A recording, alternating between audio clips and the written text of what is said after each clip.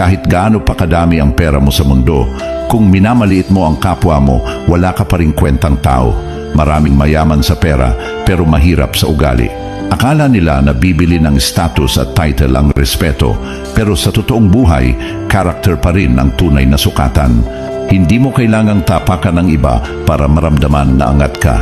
Ang tunay na successful na tao, marunong lumingon at umunawa. Walang halaga ang yaman kung wala kang puso. Minsan yung mga tahimik at simple pa ang mas may lalim. Hindi sila maingay sa achievements, pero dama mo ang respeto sa kilos at salita. Doon mo makikita kung sino talaga ang may class.